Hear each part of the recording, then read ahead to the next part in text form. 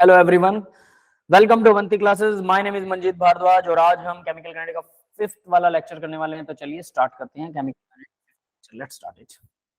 Okay, first of all सबसे पहले भी डिटरमिनेशन का रेट ला। अब हम क्या कर रहे थे कि हम अल्फा बीटा को निकालने की कोशिश कर रहे थे। ठीक है, किस किस मेथड से निकाल सकते हैं रेट ऑफ रिएक्शन, तो वो कैसे निकलता है, ऑर्डर ऑफ रिएक्शन कैसे निकलता है, तो उसी में से एक है determination of rate law. Rate law ये कंटिन्यू करेंगे, rate constant and order of reaction continue. ठीक है, तो ये कंटिन्यू रहेगा जो पिछले लेक्चर के अंदर आया था। तो सबसे पहले आता है, मतलब सेकंड मेथड आता है initial rate method. Initial rate method के अंदर irrespective to the number of reagent, यहाँ नंबर ऑफ रिएक्टेंट रिएक्टेंट कितने भी हो कोई फर्क नहीं पड़ता। तो ए N1 N1A N2B यानी नंबर ऑफ मोल्स हैं, ये नंबर ऑफ मोल 1 2 3 ABC के नंबर ऑफ मोल्स कितने भी रिएक्टेंट हो कोई फर्क नहीं पड़ता। प्रोडक्ट बन रहा है, keep the constant of B and C constant. ये मैंने आपको करवा दिया था, याद है? कितने बच्चों ने पिछले टाइम पे ये क्लास लगाई थी? ये वाला मैं करवा चुका हूँ, जस्ट उसको रिवाइज करवा रहा हूँ। किसी को याद है क्या? Yes sir. है ना, उसको फटाफट रिवाइज करेंगे। बीसी को कांस्टेंट रख दिया, ए के अगेंस्ट रेट को डबल किया तो रेट डबल हो गया, ट्रिपल किया तो रेट मतलब स्क्वायर की पावर में, ट्रिपल किया तो 9 टाइम हो गया, इसका मतलब पावर में बढ़ रहा है वो, तो ए की पावर 2 में बढ़ रहा है। डेफिनेटली इसका ऑर्डर क्या हो गया? 2, क्योंकि रेट जो है वो ए की कंसंट्रेशन 2 पर डिपेंड कर रहा है, तो ए की कंसंट्रेशन 2 मतलब अल्फा की वैल्यू आ गई 2। सेम एज इट इज, अब जो बी था हमारा, बी के ए और सी को कांस्टेंट रखेंगे, बी को डबल करते हैं रेट डबल हो जाता है, तो इसका मतलब बी को ट्रिपल करते हैं तो रेट ट्रिपल हो जाता है, तो इसका मतलब बी की पावर 1 पर डिपेंड कर रहा है, तो इस यहाँ पर ऑर्डर आ गया 1, दैट इज 1। ठीक है, फिर उसके बाद में नेक्स्ट देखिए, बाकी सी को कांस्टेंट, ए और बी को कांस्टेंट करते हैं, सी के अगेंस्ट लगते हैं, तो सी के अगेंस्ट मान लो डबल करने पर कोई रेट में फर्क नहीं आता, तो ये आता है रेट की पावर यानी सी की कंसंट्रेशन 0, तो सी के अगेंस्ट ऑर्डर 0 है। ठीक है, तो ओवरऑल रेट क्या होगा? ए के अगेंस्ट 2 में, बी का 1, सी का 0, टोटल आ जाएगा 3। यस, क्लियर है ना ये सबको? नेक्स्ट रेट हमने किया था कि इसको अल्टरनेट, इसी का अल्टरनेट मेथड किया था कि ए और बी की कंसंट्रेशन जो है वो ए की कंसंट्रेशन चेंज कर लो, बी और सी की सेम रखो, तो कंसंट्रेशन चेंज हो गई, इसकी पावर अल्फा रहेगी, तो A1 A0 1 A0, हाँ 1 और 2 आ रहा है सबको, रेट निकाल लिया इसका, फिर दूसरी कंसंट्रेशन पर रेट निकाल लिया, दोनों को डिवाइड किया। ये फॉर्मूला मैंने कहा था कि सिर्फ इसको याद रखिए, R1/R2 जो होता है A1/A2 की पावर अल्फा है। अब इसका लोग अगर करते हैं तो लोग में लोग R1/R2, तो ये कुछ अल्फा इक्वल लोग R1/R2 लोग A1/A2, ऐसा कुछ फॉर्मूला आ जाएगा। तो बजाय कि इसके थोड़ा कॉम्प्लिकेटेड पड़ता है, R1/R2 रेट 1 और रेट 2 का डिवाइड जो होता है वो A1 और A2 के डिवाइड और अल्फा के इक्वल होता है, तो यहाँ से अल्फा निकाल सकते हैं, बाकी सबको दूसरी साइड रख के। यस, क्लियर है बेटा? ये भी हम पिछले लेक्चर में कर चुके हैं, याद है सभी को? यस गाइस, सब सो तो नहीं गए ना? Yes sir. ठीक है, अब इंटीग्रेटेड है ओनली वन मेथड के लिए, तो देखो ये वो ला है जो सिर्फ ओनली वन रिएक्टेंट, एक रिएक्टेंट के लिए अप्लाई होता है। तो ऑर्डर ऑफ रिएक्शन क्या होता है? अभी जीरो ऑर्डर के लिए KT equal A0 minus A होता है। फर्स्ट ऑर्डर के लिए क्या होता है? KT equal 2.303 log A0 by AT, AT भी लिख सकते हैं आप इसे, अकेला A भी कह सकते हैं, concentration of reactant at time T। Second order के लिए क्या होता है? KT equal 1 by A minus 1 by A0, और इसी तरह से थर्ड ऑर्डर के लिए भी निकाल सकते हैं। ये हिट एंड ट्रायल मेथड है भाई, ये सारे फॉर्मूले हैं केटी के, first order, zero order, second order के लिए। एक यूनिवर्सल फॉर्मूला मैंने बताया था, सभी को याद है यूनिवर्सल फॉर्मूला क्या था? बताओ भाई, यूनिवर्सल फॉर्मूला याद है किसी को क्या, जो सब पर अप्लाई होता है? KT equal 1 by N minus 1। Yes, याद है किसी को क्या? 1 बाय AT की पावर N माइनस 1 माइनस में 1 बाय A की पावर N माइनस 1। यस, ऐसा ही कुछ था। Yes sir. ये फर्स्ट ऑर्डर पर अप्लाई नहीं होता, क्यों नहीं होता? अगर n की वैल्यू 1 है, ऑर्डर ऑफ रिएक्शन 1 माइनस 1, नीचे आ गया 0, 1 को 0 से डिवाइड करते हैं, इनफाइनाइट इन्फिनिटी आ जाएगा, ये इसकी वैल्यू नहीं होती, इसलिए फर्स्ट ऑर्डर पर अप्लाई नहीं होता। सेकंड पर हो रहा है क्या? चलो सेकंड ऑर्डर निकाल के देखते हैं। KT इक्वल 1 बाय 2 माइनस 1, और यहाँ मल्टीप्लाई में क्या आएगा? 1 बाय KT की पावर 2 माइनस 1, 1 आ गया, माइनस में A की पावर A0 आएगा, ये A0 की पावर 1 माइनस और 2 माइनस 1 यानी कि A की ये भी 1 आ जाएगा, A की पावर 1 A0 की पावर। क्लियर है? अब 2 माइनस 1 1 होता है, 1 बाय 1 1 हो गया, तो सीधा सीधा सेकंड ऑर्डर वाला ऊपर फॉर्मूला देख लो, आ रहा है कि नहीं आ रहा फिट? Yes sir. तो ये वाला फॉर्मूला यूनिवर्सल था, ये मैंने आपको बताया भी था कि प्रीवियस लेक्चर में कि यूनिवर्सली सब पर अप्लाई हो जाता है, KT इक्वल n-1, तो यहाँ नोट आएगा। अब एक और बात, क्या ये जीरो ऑर्डर पे होता है? फर्स्ट पे तो नहीं होता, ये हमें पता है। जीरो ऑर्डर पे होता है, बिल्कुल होता है। 1 बाय क्या आ जाएगा यहाँ, माइनस जीरो ऑर्डर 0-1 यानी कि माइनस का 1 आ जाएगा, ये माइनस का 1 आ गया। 1 बाय -1 यानी कि यहाँ -1 लिख सकता हूँ मैं, सीधा मैंने इसको -1 लिख दिया। ये समझ में आ गया होगा, क्योंकि -1 sir, 1-1 तो ये क्या आ जाएगा, मतलब 0-1 -1 आ जाएगा। नेक्स्ट देखो आगे क्या होगा, 1 बाय 80 की पावर क्या आ रही है, 80 की पावर 0-1 यानी कि -1 आ रही है, और माइनस के अंदर आ रहा है 1 बाय A0 की पावर क्या आ रही है, ये भी -1 आ रही है। तो अगर किसी की पावर -1 हो तो क्या करते हैं, ऊपर ले जाएंगे तो प्लस की हो जाएगी। तो KT इक्वल -1 बाहर है, 80 की पावर +1 माइनस में A0 की पावर 1, तो 1 या +1 एक ही बात है ना।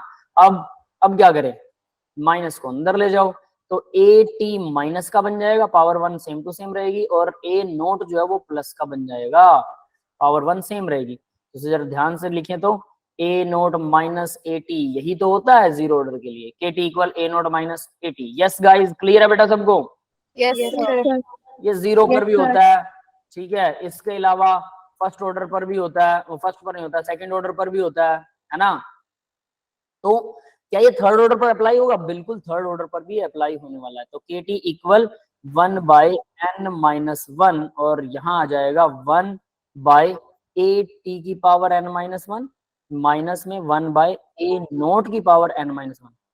देखो जीरो ऑर्डर में ऊपर पहले A0 माइनस AT होता है जीरो ऑर्डर में, लेकिन यहाँ पर क्या हो रहा है, AT 1 n-1 और A0 माइनस का A0 वाले पावर आ रही है। बस इसका ध्यान रखना, ऐसी गलतियां मत कर देना। तो थर्ड ऑर्डर के लिए देखते हैं, थर्ड ऑर्डर के लिए क्या रिएक्शन बनेगी भी। 3-1 कितना होता है, 2। थर्ड आ गया ना यहाँ पे, n की वैल्यू 3, 3-1 2 आ गया, तो 1/2। और यहाँ क्या आ जाएगा, 1 बाय 80 की पावर कितनी आ जाएगी, 2 आ जाएगी। ऑब्वियस 3-1 2 स्क्वायर आ गया, और यहाँ A0 का भी स्क्वायर आ गया। यस, क्लियर है सबको? Yes sir, sir. बस इतना ही है। तो क्या इसको हम मल्टीप्लाई डिवाइड अगर अंदर कर दें तो कुछ टिकड़मबाजी करके देखें, थोड़ा और सॉल्व करके देखते हैं। 1/2 को अंदर ले जाओ, 1/2AT का स्क्वायर, 2AT का स्क्वायर माइनस 1/2A0 का स्क्वायर, ये आएगा भाई। क्लियर है? ये आ गया आपका थर्ड ऑर्डर के लिए फॉर्मूला। लेकिन याद रखना सभी में रिएक्टेंट एक होता है, ओनली वन रिएक्टेंट, यानी इसका मतलब अगर A से बन कुछ भी रहा है, प्रोडक्ट बन रहा है, कोई फर्क नहीं पड़ता, लेकिन ए रिएक्टेंट एक ही होना चाहिए। अगर एक रिएक्टेंट है तभी ये फॉर्मूला अप्लाई होता है, ये जितने भी फॉर्मूला है। यस, क्लियर है सभी को? yes sir, फर्स्ट ऑर्डर का रट्टा मारना पड़ेगा, याद रखना क्रिटिकल 2.303 लोग A0 बाय A, या फिर 2.303 मत लगाओ, इसे नेचुरल लोग रहने दो, A0 बाय AT लिख दो, बात खत्म। सीधा कुछ भी कर सकते हो, चॉइस इज योर्स। ठीक है भाई, क्लियर है? सेकंड ऑर्डर वाली रिएक्शन को मैंने वैसे इंपॉर्टेंट लगा रखा है, क्योंकि ये आपने देखी नहीं होगी, ये आपके सिलेबस में रेयरली आती होती है। अब इतना ही मत समझना, एक बात बता देता हूँ, इसके बाद में भी हायर क्लासेस में इससे ऊपर भी है। सेकंड ऑर्डर रिएक्शन में एक से ज्यादा रिएक्टेंट अगर हो तो क्या करते हैं, कैसे करते हैं। फिर एक पैरेलल रिएक्शंस होती हैं, पैरेलल रिएक्शंस के लिए ऑर्डर और रेट ऑफ रिएक्शन कैसे निकाला जाता है, उन सब के लिए भी भयानक भयानक से फॉर्मूले हैं।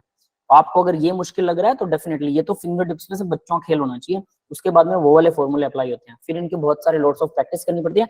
इतना मुश्किल नहीं है ये लेसन, दिल लगा के एक हफ्ता सारे 10-10 15-15 न्यूमेरिकल डेली कर लीजिए, एक हफ्ते में लेसन हो जाता है, सारे फॉर्मूला फिंगर टिप्स पे हो जाते हैं। बट अगर आप दिल लगा के पढ़ते हैं तो, और अगर आप नहीं पढ़ रहे हैं, न्यूमेरिकल नोटबुक और पेन से सॉल्व नहीं कर रहे हैं, मैं हर बार बोलता हूँ, न्यूमेरिकल अगर नोटबुक और पेन से सॉल्व नहीं कर रहे हैं, डेफिनेटली आप कुछ नहीं कर रहे हैं। और हर रोज 1 से 1.5 घंटा जरूर न्यूमेरिकल सॉल्व करना है, जरूर से जरूर, वरना कुछ नहीं होने वाला बेटा, ये ध्यान रख लेना। वरना पढ़ना पढ़ाना सब मतलब सब नकली बातें हैं, सीधी सी बात ये है। असली बात यही है कि आप प्रैक्टिस कितना कर रहे हैं। समझ में आने के बाद में प्रैक्टिस शुरू होती है डेफिनेटली, तो समझाने के लिए हम बैठे हैं, उसके बाद का काम आपका है। नेक्स्ट देखो ग्राफिकल मेथड है भाई, इसमें क्या होता है, जीरो ऑर्डर के लिए ये ध्यान रखिए। Good evening. हाँ बेटा, good evening sir. Good evening बेटा, गुड इवनिंग। ठीक है सर आज मेरी पहली क्लास है तो आपसे ले रहा हूँ मैं अपनी पहली क्लास। श्योर श्योर बेटा, कोई दिक्कत नहीं है। आपका नाम क्या है सर? मेरा नाम मंजीत भारद्वाज बेटा। और रिया बोल रही है मेरी आवाज नहीं आ रही। रिया, आपको मेरी आवाज नहीं आ रही बेटा? सर थोड़ी ना क्लियर नहीं आ रही है। क्लियर नहीं आ रही है? बाकी सबको आ रही है क्या क्लियर आवाज? यस सर, क्लियर है। आई थिंक आपके इंटरनेट में इशू हो सकता है, कोई दिक्कत नहीं है। ठीक है, आप रिफ्रेश तो आप कौन सा चैप्टर करवा रहे हैं अभी? ठीक है, शांति बेटा आप क्या कुछ पूछना चाहते हो, बोलिए।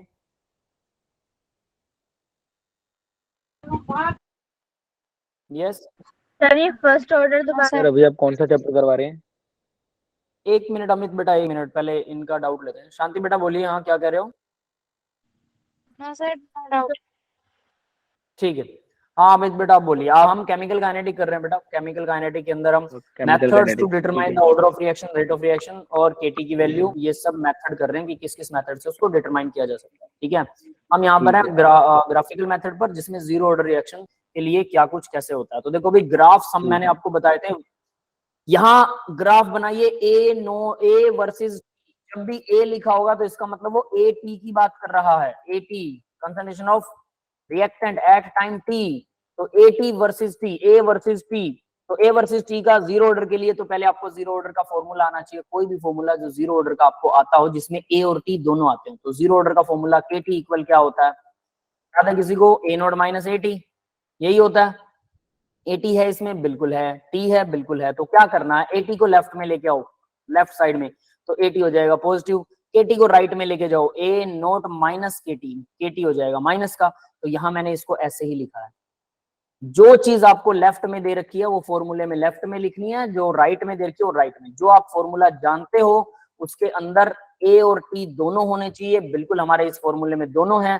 फिर क्या करना है, जो लेफ्ट में दे रखा है उसे लेफ्ट में रखिए, जो राइट में दे रखा है उसे राइट में रखिए। ए टी को लेफ्ट में रखा और टी को राइट में रखा। अब इसके बाद इसे स्ट्रेट लाइन इक्वेशन के अंदर फिल करना है। तो ये हमने ऐसे फिल कर लिया, ऐसे रख लिया इस इक्वेशन को। ए इक्वल या ए टी कह लो, माइनस के टी प्लस ए नोट है, वाई ये हमारा y हो जाएगा, m हो हमारा x एक्सिस के ऊपर x t आ गया, m हमारा हो गया नेगेटिव k, याद रख लेना नेगेटिव k, m होता है लाइन, तो वो नेगेटिव k हो गया। c हमारा कांस्टेंट हो गया, है ना, a नोट जो है वो c कांस्टेंट है। तो a नोट यानी यहां से शुरू होने वाली है रिएक्शन, ठीक है, intercept a note, that is a note. Clear है भाई? तो ये रिएक्शन यहां से शुरू होगी, याद रख लेना। तो a नोट और उसके बाद नेगेटिव है, स्लोप नेगेटिव है, तो इसका मतलब स्लोप कैसे आएगा, ग्राफ ऐसा बनेगा भाई, ऐसा टीचर के क्रॉस की तरह। अगर ये पॉजिटिव हो, m की वैल्यू पॉजिटिव हो तो टीचर के ऐसे टिक टिक लगाता है टीचर ऐसे। तो पॉजिटिव, अगर पॉजिटिव होगा तो ऐसे जाएगा ग्राफ, और नेगेटिव होगा तो ऐसे जाएगा ग्राफ। ठीक है, तो ये नेगेटिव आ रहा है m की वैल्यू, तो ये ग्राफ ऐसे जा रहा है नीचे। ठीक है, तो अगर ऐसा ग्राफ आता है और वो a वर्सेस t का ग्राफ आता है, ये ध्यान रखना ना, इसको रट्टा मार लेना। ऐसा ग्राफ आता है a वर्सेस t का ग्राफ और ऐसा आता है, तो डेफिनेटली वो जीरो ऑर्डर है। नेक्स्ट, फर्स्ट ऑर्डर के लिए log a वर्सेस t का ग्राफ, a वर्सेस t नहीं, log a वर्सेस t का ग्राफ फर्स्ट ऑर्डर के लिए, अगर वो फर्स्ट ऑर्डर के लिए log a वर्सेस t का ग्राफ वो कैसा आएगा, यहां पर देखिए log a वर्सेस t। इसके अंदर भी हम वही करने वाले हैं। हमारा जो फॉर्मूला है उसको फर्स्ट ऑर्डर के लिए क्या फॉर्मूला होता है भाई, KT इक्वल, यहां पर log पहले 2.303 आएगा, 2.303 log a note divided by 80, ये होता है हमारा फॉर्मूला। इसको जरा करेक्ट कीजिए, तो ये 2.303 मल्टीप्लाई से इधर डिवाइड में चला जाएगा, ये डिवाइड में आ गया। फिर KT को हम a नोट को इस तरफ रख लेंगे, KT AT को दूसरी तरफ ले जाएंगे, है ना, log a और AT लेफ्ट राइट करेंगे, तो ये आप आसानी से कर सकते हैं। अगर किसी को नहीं समझ में आ रहा है तो बोल दो, मैं करके दिखाता हूँ। यस गाइज, कर सकते हैं या नहीं? यस सर, कर सकते हैं। ठीक है, मैथ के स्टूडेंट आसानी से कर सकते हैं। कोई है ऐसा मेडिकल वाला बैठा हो यहाँ पे? Yes sir. Yes sir. PCM वाले भी हैं, चलो ठीक है, उनको करके दिखाता हूँ। फिर देखिए जरा, तो KT इक्वल, क्योंकि उनकी प्रैक्टिस बेटा कम होती है आप लोगों को, तो आप लोगों को ज्यादा करना होगा इसे, क्योंकि मैथ वाले इसे रोज करते हैं इसलिए उनको याद हो जाता है। आप लोग इसे कभी कभार करते हैं, सिर्फ इसी में आता है, तो आपको इसको प्रैक्टिस करना अच्छे से। KT इक्वल 2.303 log ये a नोट बाय AT होता है। ठीक है, ये तो है फॉर्मूला। अब हमें क्या करना है, हमें यहाँ log a वर्सेस t, ये दोनों है इस फॉर्मूला में, बिल्कुल है, log AT भी है और t भी है, बिल्कुल है। तो हमें क्या करना है, log a को दूसरी तरफ लेके आना, तो सबसे पहले 2.303 आएगा, KT डिवाइडेड बाय 2.303 इक्वल हो जाएगा log, अब log को जरा ओपन कर दो, a नोट डिवाइड वाला माइनस में चला जाता था, log AT। क्लियर है? ये स्टेप सबको समझ में आ गया होगा।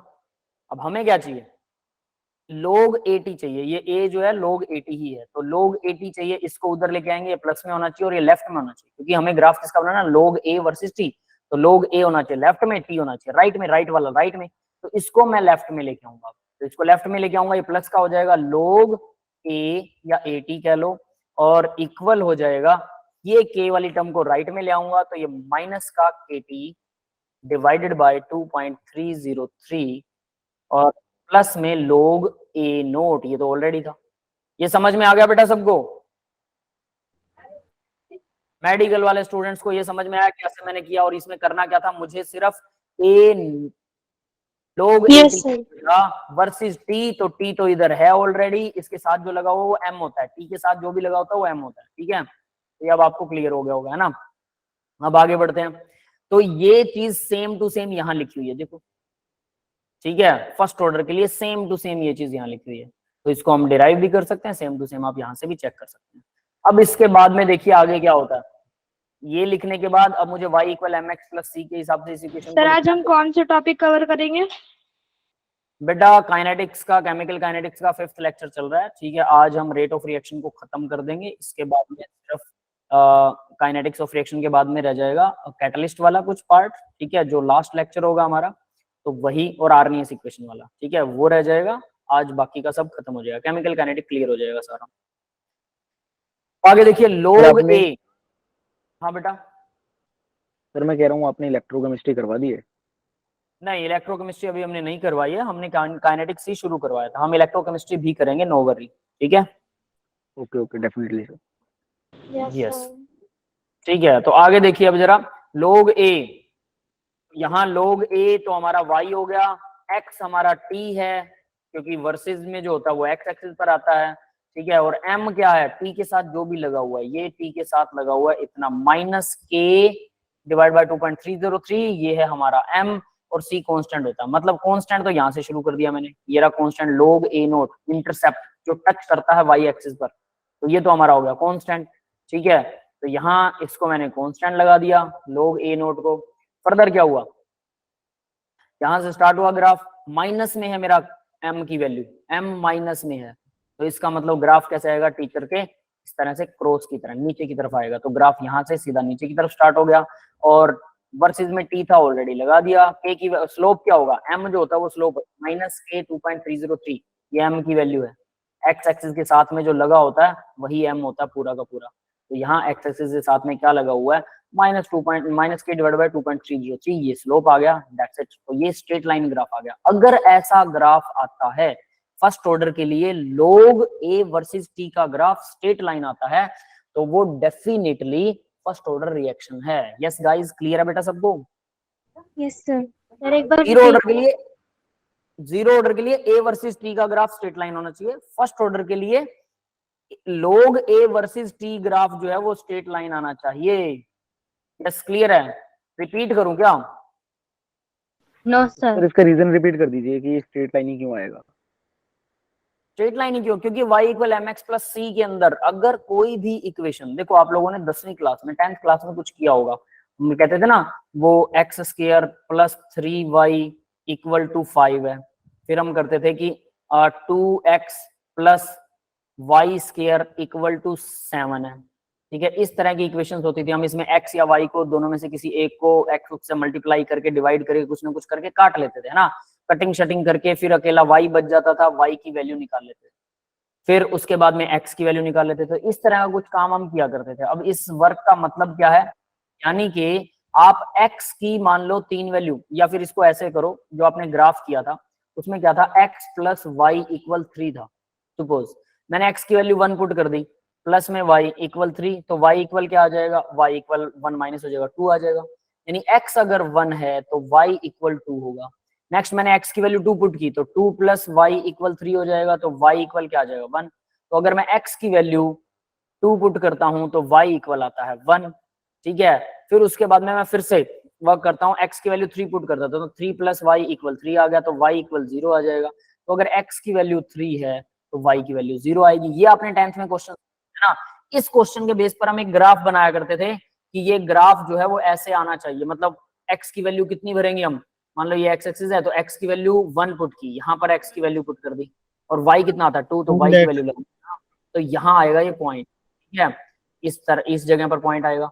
फिर x की वैल्यू 2 पुट की, ये यहाँ 2 है x का, और y 1 आएगा, तो y 1 यहाँ पर आ रहा है ऐसे, तो ये ग्राफ यहाँ बन गया। फिर x की वैल्यू 3 पुट कर दी, x यहाँ पर 3 आ गया, y इक्वल 0, तो y तो 0 है, यानी कि यही वाला पॉइंट आएगा। इन तीनों पॉइंट्स को मिला रहे हो तो ये स्ट्रेट लाइन आ रहा है। इसका मतलब मैंने क्या किया, ये जो x प्लस वाई इक्वल 3 है ना, इस इक्वेशन को ग्राफ पे रिप्रेजेंट कर दिया, ठीक है। तो अब मैथमेटिशियंस ने, ये आपने 10th में सीखा,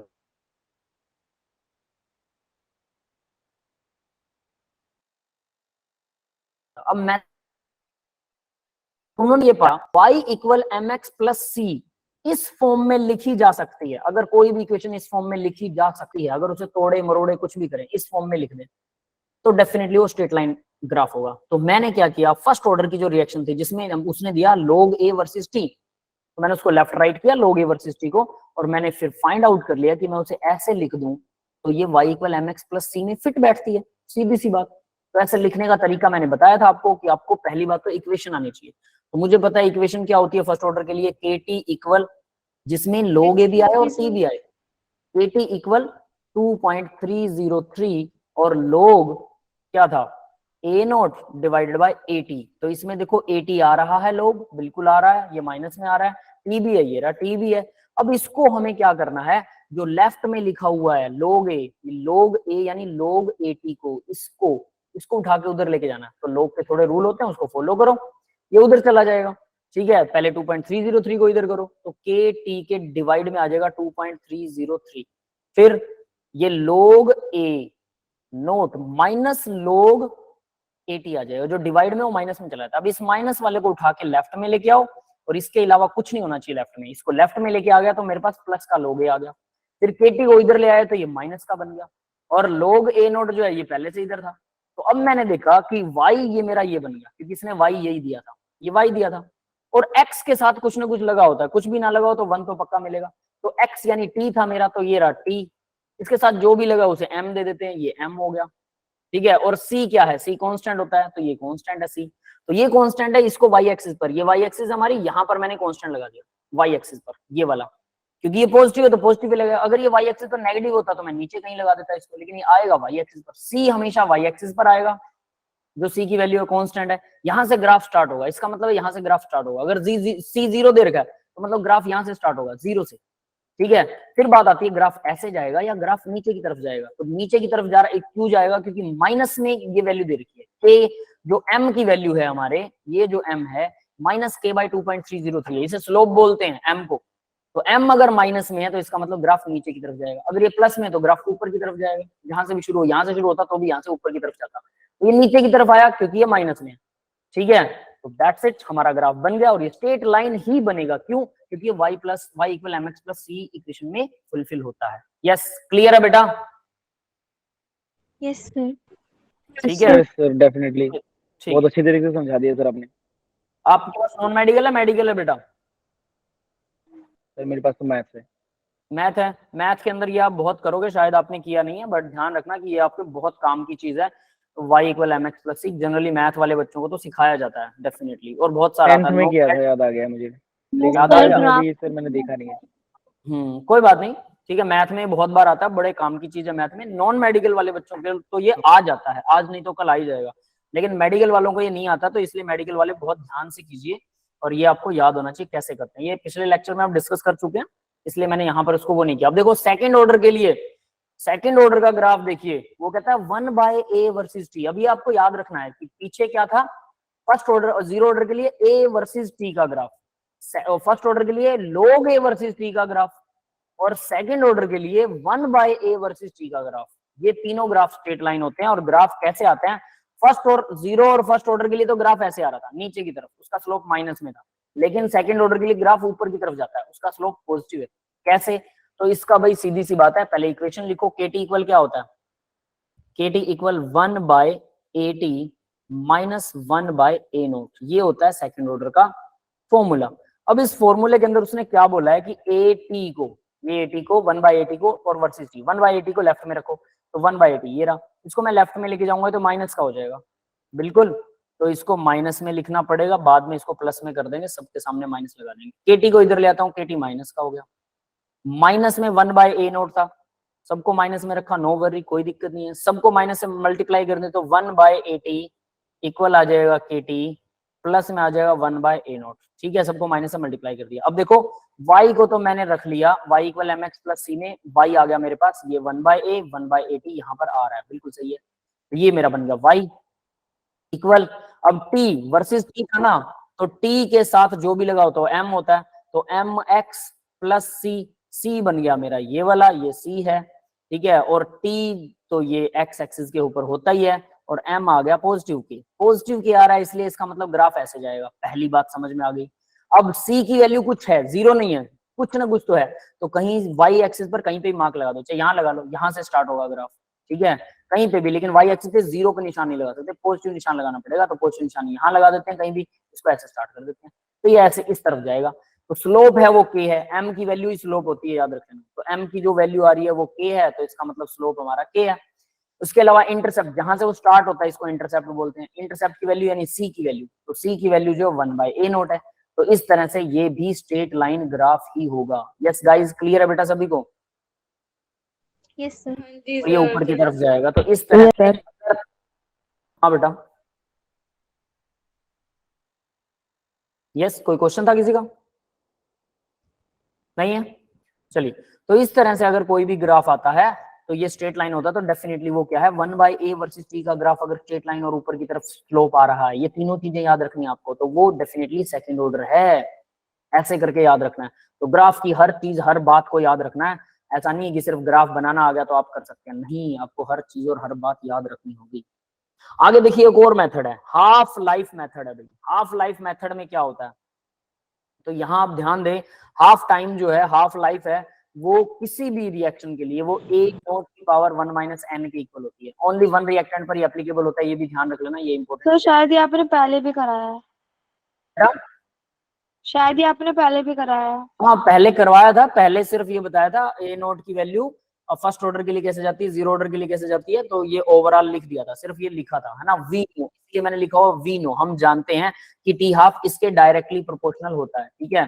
तो ये अब आप याद रख लीजिए कि टी हाफ इसके directly proportional, not equal, it is directly proportional. Zero order, one order, first order, second order, सब पे एप्लीकेबल होता है formula, N is the order of the reaction, ठीक है। अब क्या करें इससे देखिए, T half 1 divide by T half 2, क्या होगा, मान लो कि मैं इसके आगे कांस्टेंट लगा देता हूँ, कांस्टेंट मान लो z कांस्टेंट है, तो ये इक्वल हो जाएगा, ठीक है। क्या कह रहे हो दिनेश बेटा?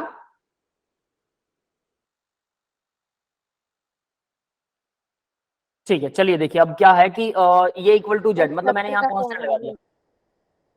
सॉरी बेटा, जरा दोबारा से बोलिए, आपकी आवाज धीरे आ रही है।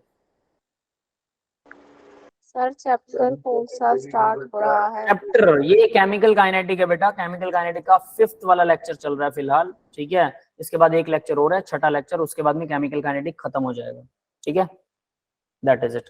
तो देखिए, तो यहाँ पर टी हाफ, वीडियो, सॉरी दोबारा से बोलोगे? सर आपका रिकॉर्डेड वीडियो कहाँ मिलेगा?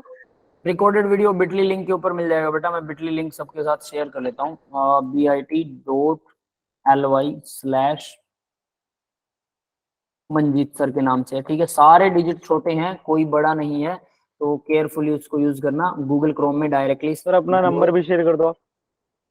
मेरा नंबर बेटा आपको उसमें मिल जाएगा, सभी ग्रुप्स में मैं एडमिन हूँ, अप्रोक्सीमेटली सभी ग्रुप में, शायद कोई एक आधा ग्रुप होगा जिसमें मैं एडमिन नहीं हूँ, सभी ग्रुप्स में मंजीत भारद्वाज के नाम से आपको मेरा नंबर मिल जाएगा, ग्रुप के डिस्क्रिप्शन में देखिएगा जहाँ वो आते हैं, रुको है ना, मैं देखता हूँ। हाँ, किसी भी ग्रुप में आपको मिल जाएगा नंबर, नो वरी, ढूंढ लीजिए, नहीं मिल रहा है तो मैं यहाँ टाइप कर दूंगा फिर नंबर। अब आगे देखते हैं बेटा, तो इसी के अंदर, तो मान लो कि मैंने इसको इक्वल कर दिया, जेड लगा दिया, तो टी हाफ 1, मान लीजिए मैंने एक रिएक्शन ली जिसके अंदर कंसंट्रेशन ली थी मैंने, ठीक है, कि एक कंसंट्रेशन ले ली 5 मोल, A0 की वैल्यू, A0 मैंने 5 मोल ले लिया, और फिर मैंने उसी A0 को मैंने 10 मोल ले लिया। है क्या आपके नंबर के पीछे? हाँ बेटा 706 है, यस राइट, ठीक है मेरे देख लिया, ओके ठीक है। तो देखिए, तो एक फिर उसके बाद मैंने ए नोट 10 मोल ले लिया, तो दो अलग अलग कंसंट्रेशन पे मैंने रिएक्शन शुरू की और दोनों अलग अलग कंसंट्रेशन में मैंने टी हाफ की वैल्यू निकाली। तो T half for 1 first concentration के लिए, टी हाफ फॉर 2 कंसंट्रेशन, इन दोनों को अगर मैं डिवाइड करता हूँ, ठीक है, तो यहाँ देखो 1 माइनस एन लिखा हुआ है, तो ए नोट की कंसंट्रेशन 1 और 2 ये दोनों डिवाइड हो जाएंगे और ये n माइनस 1 हो जाएगा, 1 माइनस एन की जगह उल्टा हो जाएगा n माइनस 1। और z कहाँ गया, यहाँ z था, यहाँ z था, इक्वल आ गया ना, z से z कैंसिल हो जाएगा, तो इसलिए यहाँ इक्वल लगाया जा सकता है, तो यहाँ z दिखाने की जरूरत नहीं है। तो ये कैसे होगा, चलो मैं इसको अब करके दिखाता हूँ। T1/2 इक्वल मान लो z a नोट की वैल्यू 1 माइनस एन है, ठीक है। अब अगर मैं ये T1 लेता हूं सपोज पहला, तो A नोट यानी कंसंट्रेशन भी पहली लेनी पड़ेगी, और एक और है मेरे पास T हाफ जो इसी कंसंट्रेशन में सेकंड कंसंट्रेशन के लिए ले रहा हूं, तो Z मतलब ये हमारा कांस्टेंट है, A नोट सेकंड वाला होगा और वो n माइनस 1 माइनस एन होगा। दोनों को डिवाइड कर दीजिए, तो Z से तो Z कैंसिल हो गया, यहाँ Z इसलिए दिखाया ही नहीं गया, कांस्टेंट की जरूरत ही नहीं है। अब इसने क्या किया, 1 ऊपर है 2 नीचे है, तो ये Z तो है नहीं, तो मैं अगर इसको पलट दूं, यानी कि अगर A नोट 2 ऊपर चला जाएगा तो 1 माइनस एन की जगह n माइनस 1 हो जाएगा, तो A नोट 2 को ऊपर ले गया मैं, n माइनस 1 आ गया। सेम A नोट 1 नीचे आ गया और n माइनस 1 इसकी पावर भी n माइनस 1 बन गई, दोनों की पावर सेम थी तो दोनों को ब्रैकेट में बंद कर दिया, दोनों की पावर सेम लगा दी। यस, क्लियर हुआ ये कैसे हुआ, समझ में आया बेटा सबको? Yes guys, yes sir. हाँ भाई, ठीक है, ठीक है, यस सर, चलिए। आ गया क्रिस्टल क्लियर। ओके, तो अब आगे बढ़ते हैं। तो यहां से हमने एक चीज निकाल ली, ये वाली चीज फाइंड हो गई, कोई दिक्कत नहीं है। अब इसी से हम ऑर्डर, मतलब एन क्या है, ऑर्डर ऑफ रिएक्शन है ना, हम एन की वैल्यू निकाल लेंगे। कैसे निकाल लें, मैथमेटिकल जोड़ तोड़ किया, कुछ भी नहीं किया। अगर ये स्टेप समझ में आ गया तो आगे कुछ भी नहीं किया, लॉग कर दिया दोनों तरफ लॉग करेंगे। यहाँ पर लॉग लगा दिया मैंने, तो यहाँ भी लॉग लगाना पड़ेगा, दोनों तरफ लॉग लगा दिया, तो log t half 1 minus log t half 2, log t half 1 इसके डिवाइड में है तो log डिवाइड को माइनस में कन्वर्ट कर देता है, तो माइनस log t हाफ 2 आ गया। Same as it is log a nought. अब देखो log के ऊपर ये पावर हो ना log के बाद में, तो पावर log से बाहर आ जाती है, तो मैंने क्या किया, पावर को n माइनस 1 को बाहर मल्टीप्लाई में लिया और अंदर log a2, ये था log a2 ऊपर वाला, और ये log a1 नीचे वाला था, तो उसको माइनस में कर दिया log a1, ठीक है। यानी जो डिवाइड में होता है log में, वो माइनस में होता है, तो इन दोनों को माइनस में लिखा, इन दोनों को माइनस में लिखा, लेकिन log के बाहर, log के अंदर अगर कोई पावर ऊपर लगी हुई है तो उस पावर को उठा के मैं log से बाहर निकाल सकता हूँ, वो log से बाहर यहाँ पर आ गई वो पावर। क्लियर है, ये बात सबको समझ में आ गई? ठीक है। अब देखो क्या करना है, अब आगे मुझे n की वैल्यू चाहिए थी, तो मैंने n को क्या किया, इस पूरी टर्म को उठा के इस तरफ ले आऊं, t1 और t2 के नीचे आ जाएगी डिवाइड में, तो यही कर रखा है। log t1 हाफ 1 और t half 1 minus log t half 2 divide में log a note 2 minus log a note 1, तो ये पूरा डिवाइड में आ गया। n माइनस 1 था तो माइनस का 1 इस तरफ आएगा तो प्लस का 1 आ जाएगा, तो इस तरह से n की वैल्यू निकाल सकते हैं। वैसे ये तिकड़मबाजी करने की कोई जरूरत नहीं है, log तो करना ही पड़ेगा, इस स्टेप से भी आप n की वैल्यू निकाल सकते हैं, नीचे वाला स्टेप याद रखने की कोई ज्यादा जरूरत नहीं है, बट बात एक ही है, याद तो दोनों में से एक करना पड़ेगा, नीचे वाला शायद आसान लगे आपको, है ना।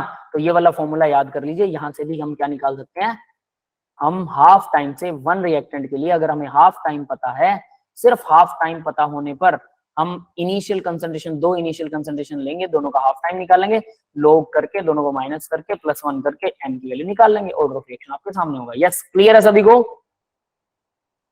Yes sir. ठीक है, ठीक है।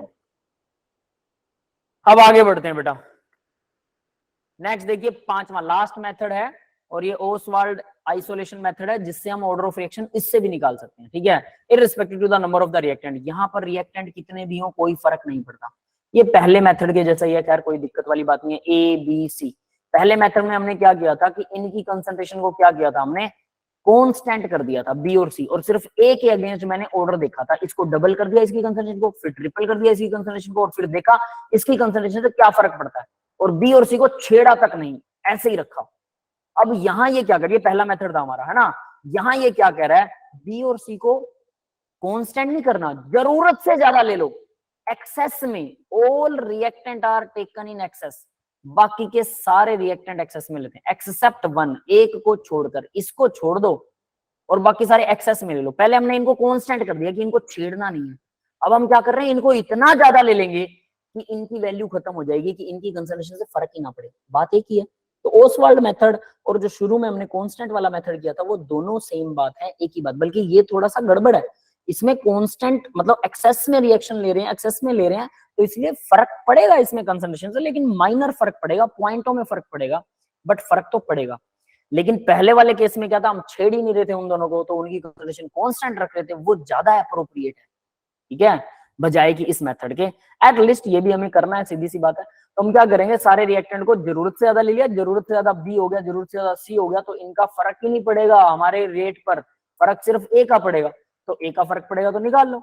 तो क्या होगा आगे, so change in concentration will be negligible, यानी कि अगर बी की कंसंट्रेशन बदल रही है, मान लो मैंने 1 लीटर 1000 ml बी ले लिया, 1000 ml सी ले लिया, और मैं यूज हो रहा है सिर्फ 1 ml, इसका भी 1 ml यूज हो रहा है, तो बताइए जरा कि 1000 रुपए में से 1 रुपया घट जाए, आपके पास 999 रुपए हैं, तो आप कह सकते हो मेरे पास 1000 रुपए, यस और नोट, कह सकते हैं ना।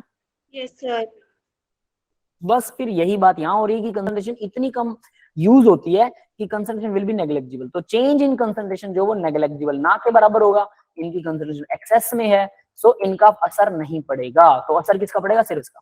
अब ए की कंसंट्रेशन को हम क्या करेंगे, so rate of the reaction depend upon on the one reactant, एक पर ही डिपेंड करेगा जितने भी ले रखे हैं। तो मान लो रेट जो है वो ए ये है, ए की पावर अल्फा, बी की पावर बीटा, सी की पावर गामा, हमें इनका वेट वैल्यू नहीं पता, ए अल्फा बीटा गामा यही तो निकालना है, ये निकल गया तो हमारा ऑर्डर निकल आएगा, है ना। तो अब देखिए बी और सी को लार्ज एक्सेस में लिया तो कंसंट्रेशन कांस्टेंट है, तो यानी रेट, अब अगर मैं ए की कंसंट्रेशन चेंज करूंगा तो रेट किस पर आएगा, ए की पावर अल्फा के ऊपर डिपेंड करेगा, ओनली ए की पावर अल्फा पर। तो मैंने रेट क्या किया, मैं कंसंट्रेशन को डबल कर देता हूँ, ए की कंसंट्रेशन डबल होगी, तो यहाँ पावर अगर मान लो कि ये 2 पर डिपेंड करता है, तो ये रेट कितना हो जाएगा, 4 गुना, क्योंकि 2 की पावर 2, 4 गुना में के नोट आ जाएगा, तो ये 4 गुना रेट हो गया, मतलब रेट 4 गुना हो जाएगा। अगर मैं कंसंट्रेशन को ट्रिपल कर रहा हूँ तो रेट 9 गुना हो जाएगा। तो मुझे समझ आ जाएगा कि ये पावर स्केयर पर डिपेंड कर रहा है, ए की अल्फा की वैल्यू आ गई मेरे पास। बस अब ये जो के है और वो वाला जो के है, डिफरेंस क्यों है पता है, क्योंकि यहाँ देखिए बी और सी लार्ज एक्सेस में थे ना, बी और सी लार्ज एक्सेस में है, ठीक है, तो इनकी कंसंट्रेशन कांस्टेंट हो गई, और के पहले से कांस्टेंट था, तो इन सब की मल्टीप्लाई को के नोट बोलते हैं, ठीक है। एक तो के कांस्टेंट था और एक इनकी कंसंट्रेशन, इन तीनों की मल्टीप्लाई कर दी, उसको बोलेंगे के नोट। तो ये एक नया कांस्टेंट बन गया, सीधी सी बात है, रहेगा ये कांस्टेंट ही, तो वैल्यू हमारी अल्फा पर डिपेंड करेगी, ए की power alpha. Same with respect to other reactant, दूसरे रिएक्टेंट के साथ भी यही करेंगे, बीटा के अगेंस्ट रेट निकालेंगे, गामा के अगेंस्ट रेट निकालेंगे, तो इनका रेट निकल जाएगा, और हम फिर बाद में अल्फा बीटा गामा को तीनों को जोड़ देंगे, जैसे कि यहाँ पर अल्फा हमारे पास वैल्यू आ जाएगी। यस, क्लियर है सभी को। सेम पहले वाला मेथड है, बट ये बकवास मेथड है, लार्ज एक्सटेंड में, लार्ज अमाउंट में लेने की बजाय कांस्टेंट कर दो भाई, हिलाओ ही मत, जो है जैसा है वैसा ही रहेगा, तो उसके अगेंस्ट तो रेट चेंज होने वाले नहीं। बी की कंसंट्रेशन आपने 1 मोल ले ली, सी की भी 1 मोल ले ली, अब आपने इनको चेंज ही नहीं किया तो उसके अगेंस्ट रेट भी चेंज नहीं होगा, लेकिन ए की कंसंट्रेशन को चेंज कर रहे तो ए के अगेंस्ट रेट चेंज होगा। वही पहले वाला मेथड ज्यादा बेटर है ना। डीपीपी बिटली लिंक में मिलेंगी, यस बेटा अमित, डीपीपी बिटली लिंक में मिलेंगे, मॉड्यूल डीपीपी सब कुछ उसके अंदर मिल जाएगा आपको, नो वरी, ठीक है। और ई बुक्स भी मिलेंगे, ई बुक के नाम से सबसे ऊपर राइट में है, सब लेफ्ट में, राइट में सबसे ऊपर ई बुक्स मिलेंगी, उसको क्लिक करोगे तो उसमें कई अलग तरह की बुक्स भी मिल जाएंगी। उसके अलावा भी अगर आपको कोई भी मटेरियल चाहिए हो, जस्ट कॉल मी। जस्ट इंडियन ऑथर है कि इंटरनेशनल ऑथर है? आपको जो चाहिए वो मिलेगा, आप जुबान से बोलिए, नेशनल, इंटरनेशनल, इंडियन और आउट ऑफ स्पेस, जो चाहिए मिलेगा, समझ गए। क्या बात है। केमिस्ट्री का सुनिए, केमिस्ट्री का मेरे पास 15 से 20 जीबी के आसपास डाटा पड़ा है, ओनली केमिस्ट्री, 15 से 20 जीबी, हुक्म करो मिल जाएगा। आपके अवंती वाली साइट के ऊपर शायद नहीं है इतना, और हम वो अवंती की साइट पर इतना डाल भी नहीं सकते, you know it very well, ठीक है, क्योंकि वो कॉपीराइट वाला केस आने का सिस्टम होता है कई इंस्टीट्यूट्स के, जैसे हमने खरीद रखे हैं। अब खरीदे हुए, मान लो मैंने किसी इंस्टीट्यूट का मटेरियल खरीद लिया पीडीएफ फॉर्म में, अब वो मैंने खरीदा ना, इंस्टीट्यूट मुझे अलाउ नहीं करता कि मैं किसी को स्प्रेड करता फिर, समझ गए। पर्सनली कर सकता हूँ, लेकिन ऐसे ओपनली मैं किसी को, मतलब किसी ड्राइव पे थोड़ा चढ़ा सकता हूँ उसको कि कोई भी डाउनलोड। हाँ सर, कॉपीराइट क्रिंज हो जाएगा फिर। हाँ, तो इसलिए मेरे पास है, अगर आप पर्सनली मुझसे मांगेंगे तो मैं आपको व्हाट्सएप कर दूंगा, नो वरी, ठीक है। तो 15 से 20 हाँ जीबी का सर, आप डाटा है। मुझे श्योरली सेंड कर देना। इंटरनेशनल, नेशनल, जो आपको चाहिए सारी तरह की बुक्स मिलेंगी। एमएससी के बाद वाली जो नेट CSIR का नेट बच्चे टेस्ट देते हैं, साइंटिस्ट का टेस्ट देते हैं, वो सभी बुक्स आपको मेरे पास मिल जाएंगी, नो वरी। ठीक है, मैंने तैयारी कर भी रखी है, मैंने करवा भी रखी है बच्चों को। साइंटिस्ट के टेस्ट के लिए तो नहीं करवाई, लेकिन नेट का टेस्ट होता है वो साइंटिस्ट के टेस्ट के बराबर सा ही होता है, बल्कि उससे हल्का होता है साइंटिस्ट का टेस्ट। नेट सबसे बेस्ट एवर टेस्ट है जो साइंस में फिजिक्स, केमिस्ट्री और मैथ के लिए नेशनल एलिजिबिलिटी टेस्ट होता है। एमएससी करने के बाद 17th क्लास पास करने के बाद में नेशनल एलिजिबिलिटी टेस्ट होता है, वो इजीली, हाँ असिस्टेंट प्रोफेसर के लिए कह सकते हैं, तो वो टेस्ट क्वालिफाई करके उसके बाद में बच्चों को क्वालिफाई करवाने की मैंने कोचिंग भी दे रखी है, तो नो वरी। ठीक है, तो वहां से आपको वो मिल जाएगा, जो चाहिए वो मिल जाएगा। उसके हैंड रिटन नोट्स भी हैं, विदाउट भी बुक्स चाहिए बुक्स भी हैं, तो उसकी चिंता मत करो। नेशनल इंटरनेशनल जितने राइटर्स हैं, इंटरनेशनल राइटरों की ना बुक्स के सिर्फ नाम अच्छे होते हैं, बता देता हूँ, इंटरनेशनल राइटर्स की बुक अच्छी नहीं होती है, वो समझ में ही नहीं आती है। टिपिकल लैंग्वेज, गंदी लैंग्वेज लिख दो, जो बच्चे को समझ में ही ना आए, उसकी लैंग्वेज ही समझ में ना आए, उस बुक को बच्चे अच्छा मानते हैं, टीचर अच्छा बोल देते हैं कि ये बुक बहुत अच्छी है। उनको खुद को, बेवकूफों को समझ में आती नहीं है, तो वो समझते हैं कि बहुत अच्छी है। जबकि इंडियन राइटर्स की बुक्स की लैंग्वेज समझ में आती है और वो साफ साफ चीजें लिखते हैं। इंडियंस की डिमांड है बाहर, लेकिन बाहर वाले तो बस ऐसे ही कॉपी पेस्ट करते हैं और उसको मैनिपुलेट करके, जिसको बोलते हैं फैब्रिकेशन, फाल्सिफिकेशन, फैब्रिकेशन और फाल्सिफिकेशन यूज करते हैं वो लोग। फैब्रिकेशन पता क्या होता है? एक सेंटेंस को ऐसे करके ऐसे घुमा फिरा के ऐसे ऐसे रिप्रेजेंट करो, आपको समझ में नहीं आएगा सेंटेंस कहाँ से शुरू हो और कहाँ खत्म हो रहा है, उसका मीनिंग ही नहीं समझ में आएगा। बच्चे को लगेगा पता नहीं तगड़ी बात लिख रखी है, इसको समझो यार, ध्यान से समझो। उसको बोलते हैं फैब्रिकेशन, फैब्रिकेट बना दिया, एक दूसरे में बातों को घुसा दिया। फाल्सिफिकेशन, कुछ फॉल्स फैक्ट प्रेजेंट करके और अपनी बात को सही दिखा देते हैं कुछ राइटर। ये हमने एमएससी में पढ़ाते टाइम, मैंने एमएससी को बच्चों पढ़ाते टाइम बहुत सारे राइटर्स की बुक्स में ऐसी गलतियां देखी हैं, ऐसी गलतियां निकाली हैं। That is why I am saying कि जिन बुक्स पे आप भरोसा कर रहे हो उनसे नॉलेज तो मिलती नहीं है, ऊपर से कंफ्यूजन जरूर मिल जाती है। ठीक है, तो उनपे मैं किसी राइटर की बुक को अच्छा नहीं मानता हूँ। हालांकि कुछ बुक्स अच्छी हैं, ऐसा नहीं कि सभी ऐसे हैं। कुछ इंग्लिश राइटर जो बाहर के राइटर हैं वो भी बहुत अच्छे हैं भाई, उनकी बुक्स भी बहुत अच्छी हैं, लेकिन सभी नहीं। बुक को ढूंढने के लिए ज्यादातर इंडियन राइटर्स की बुक बहुत अच्छी हैं और फॉरेनर्स की बुक अच्छी नहीं है। लगभग मैं बोलूंगा 70% 80% फॉरेनर्स की बुक अच्छी नहीं है, सिर्फ 10 या 20% अच्छी है फॉरेनर की बुक। और इंडियन राइटर्स के साथ उल्टा है, 10 या 20 इंडियन राइटर्स हैं जिनकी बुक अच्छी नहीं है, 10-20%, 80% की अच्छी बुक्स हैं। ठीक है सर, आपके हिसाब से मतलब जेई एडवांस के लिए किस राइटर की बुक सबसे अच्छी होगी स्टूडेंट्स के लिए? जेई एडवांस के लिए किसी राइटर की बुक अच्छी नहीं है। जेई एडवांस के लिए पता क्या अच्छा है? जेई एडवांस के लिए जो हम थ्योरी करवा रहे हैं, थ्योरी कीजिए, थ्योरी कंप्लीट कीजिए। उसके बाद एनसीईआरटी की एक्सरसाइज कंप्लीट कीजिए, सारे क्वेश्चन सॉल्व कीजिए एनसीईआरटी की एक्सरसाइज कर लिए। इससे आपको 70% आ गया। कितना? 70% एडवांस हो गया। मेंस तो लगभग सारा हो जाता है, लेकिन 70% एडवांस की आपकी तैयारी होगी। लेकिन 70% नॉलेज से क्वेश्चन सॉल्व नहीं होता। हर क्वेश्चन 70% सॉल्व करोगे तो क्वेश्चन सॉल्व ही नहीं होगा, 30% तो क्वेश्चन रह गया। तो उस 30% के लिए क्या करना है? मेंस के प्रीवियस ईयर वाले क्वेश्चन, जस्ट क्वेश्चन आंसर। कितने सालों से? 30-40 सालों से मेंस और एडवांस का पेपर हो रहा है। एडवांस का 2003-4 में शुरू हो गया था, और मेंस जो वो 30-40 सालों से शुरू है। 40 सालों के मेंस के सारे क्वेश्चन सॉल्व कर लो, सारे भी ना करो, मैं कहता हूँ लास्ट 20 सालों के क्वेश्चन सॉल्व कर लो। 2023 चल रहा है, 2003 से लेकर और 2023 तक के मेंस के सारे क्वेश्चन सॉल्व कर लो, एडवांस के सारे क्वेश्चन सॉल्व कर लो, और एनसीईआरटी के क्वेश्चन सॉल्व कर लो, और जो थ्योरी पढ़ाई जा रही है वो पढ़ लो। किसी बुक को देखने तक की यूं मुंह करने की भी जरूरत नहीं है, गारंटी देता हूँ। समझ गए? सर, रैंक भी आ जाएगी क्रैक होने के साथ साथ? रैंक मैं कहता हूँ बस पूछो मत, एक सीधा आपको प्लान बताता हूँ क्या फॉलो करना है। सुनिए जरा, अब आपको रैंक चाहिए ना, तो मैं आपको एक प्लान बताता हूँ क्या फॉलो करना है, बट फॉलो करना आपके हाथ में। देखिए सबसे पहले क्या करना है, सबसे पहले तो जो थ्योरी पढ़ाई जा रही है ना, कहीं से भी पढ़ लो, थ्योरी जहां से भी पढ़ सकते हो, फ्रॉम एनीवेयर, कहीं से भी पढ़ो, कोई फर्क नहीं पड़ता, एनीवेयर। ठीक है, इसके बाद में सेकंड काम क्या करना है? सेकंड आपको करना है एनसीईआरटी, इसके क्वेश्चंस, एक्सरसाइज के क्वेश्चंस कंप्लीट करने हैं। ठीक है, सारे क्वेश्चन सॉल्व करने हैं, और सॉल्व ऐसे नहीं करने के देख लिया, नोटबुक और पेन से। एक सब्जेक्ट के लिए 1 से 1.5 घंटा डेली नोटबुक और पेन लेके लिख कर देखना है। हर रोज 1 घंटा लिख कर, 1 से 1.5 घंटा लिखना है। 2 सब्जेक्ट जनरली आपके लेक्चर लगाए जाते हैं अवंती में, तो 2 सब्जेक्ट मतलब 3 घंटे आपको डेली नोटबुक और पेन से लिख कर ही क्वेश्चन सॉल्व करने हैं हर रोज। एनसीईआरटी की एक्सरसाइज सॉल्व होनी चाहिए। एक्सरसाइज, एग्जाम्पलर प्रॉब्लम, जो सॉल्व प्रॉब्लम दी होती है एनसीईआरटी में, वो सब सॉल्व करने हैं, सब। कैसे करोगे? आज मैंने मान लो कि एक चैप्टर पढ़ाया, आज आप नहीं कर पाओगे एनसीईआरटी क्वेश्चन। आज मैंने 10 दिन लगाए एक चैप्टर को पढ़ाने में, 10 लेक्चर में मेरा एक चैप्टर पूरा हो गया। एक चैप्टर पूरा होने के बाद अब आप एनसीईआरटी के क्वेश्चन आंसर सॉल्व कर सकते हो। पहले सॉल्व वाले करो, सॉल्यूशंस आपके पास प्रोवाइडेड है, मैंने डीपीपी के अंदर एनसीईआरटी की बुक्स डाल रखी हैं जो कि सॉल्यूशंस दे रही हैं, एक्सरसाइज क्वेश्चंस का सॉल्यूशन है उनमें, तो वहां से आप सॉल्यूशन देख सकते हो। यानी सॉल्यूशन आपके पास आ गया, फिर भी सॉल्यूशन आपको सॉल्व नहीं होता, व्हाट्सएप में डायरेक्टली मेरे नंबर पर व्हाट्सएप कर दीजिए, मैं आपको सॉल्यूशन करके दूंगा, उसका डिटेल में समझाऊंगा, या फिर हम लेक्चर में डिस्कस कर लेंगे। ठीक है, अगर ऐसा हुआ कि आपको फिर भी नहीं समझ में आ रहा तो मुझे बोलना, सर मुझे समझ नहीं आया, मैं लेक्चर में डिस्कस करूंगा। तो जब भी लेक्चर हो आप मुझसे वो क्वेश्चन पूछ सकते हैं। ठीक है, तो यानी आपको वो हर क्वेश्चन एनसीईआरटी का आना ही चाहिए। दूसरा काम था ये, और वो भी हैंड रिटन, अपने हाथों से लिखकर।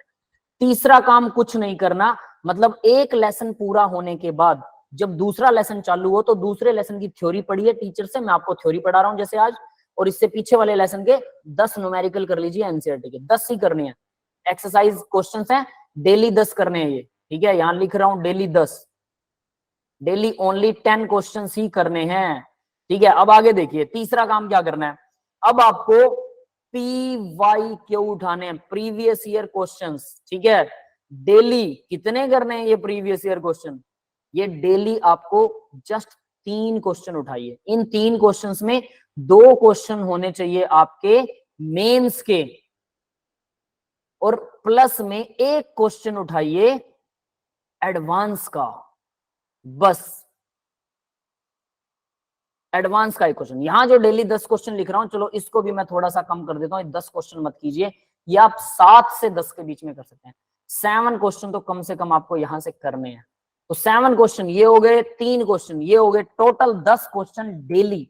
बस इतना करना है हर रोज, समझ में आ? और जब आप ये करने लग जाएं इजीली, तब आपको क्या करना है, एनसीईआरटी के 7 से क्वेश्चन 10 कर दीजिए, एडवांस के 2 क्वेश्चन कर दीजिए, मेंस के 3 कर दीजिए, 1-1 2-2 क्वेश्चन सबके बढ़ाते जाइए। ठीक है, चैप्टर वाइज सारी चीजें, chapter wise, topic wise, previous year, mains और एडवांस भी आपको मैं प्रोवाइड करवा दूंगा, वो भी सॉल्यूशन के साथ।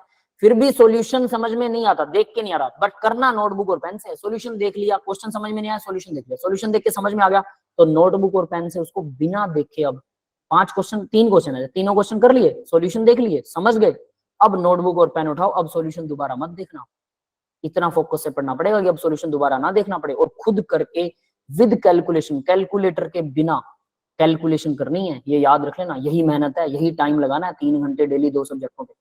इतना कर लो, रैंक ना आए तो मुझसे बात करना, मेरे को वो नोटबुक दिखा देना कि सर मैंने इतना किया था और मेरा रैंक नहीं आ रहा। बहुत अच्छा रैंक आएगा, गारंटी से बोल रहा हूँ।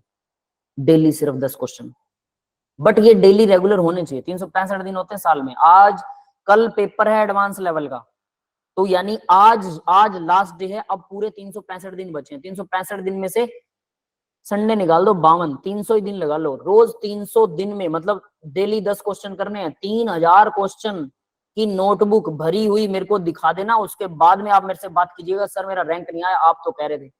गारंटी से कहता हूँ लिखी हुई होनी चाहिए, और वो भी देख कर नहीं, समझ लिया, देख लिया, उसके बाद नोटबुक बंद कीजिए, सिर्फ क्वेश्चन आपके सामने होना चाहिए और क्वेश्चन से आंसर आप खुद निकालें। ऐसे करना है, ये नहीं है कि बस देख लिया आ गया समझ, छोड़ो यार, ये तो वैसा हो गया गाड़ी के अंदर क्लच देख लिया, ब्रेक देख लिया, रेस देख लिया, हैंडल देख लिया, बस आ गई गाड़ी, आ गई, सच में चला लिया एरोप्लेन, बन गए पायलट, समझ रहे हो ना?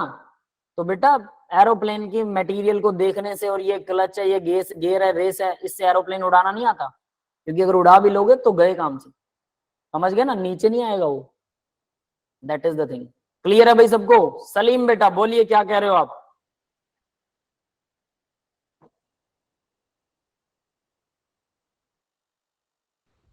सर हाँ बोलो। सर कौन सा चैप्टर चल रहा है अभी ऑनलाइन? ये केमिकल काइनेटिक का 5वां लेक्चर चल रहा है बेटा। Okay sir.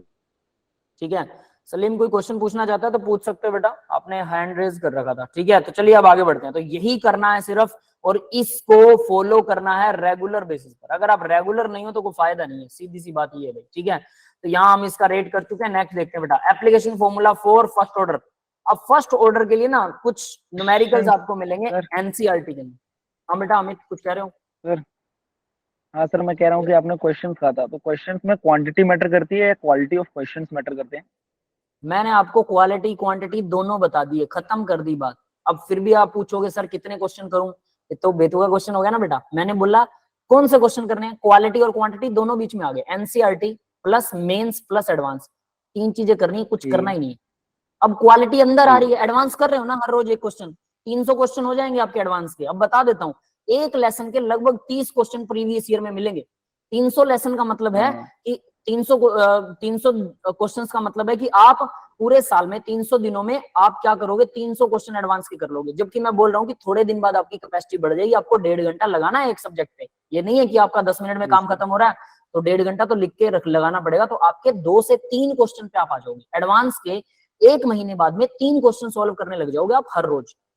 3 क्वेश्चन सोल्व कर रहे हो तो लगभग हम 1 महीने बाद, मतलब 30 दिन निकाल दे, 50 से निकाल दे, 250 दिन बाद में 3 से मल्टीप्लाई कर लो, 25 या 75, 750 क्वेश्चन एडवांस के सोल्व कर लोगे।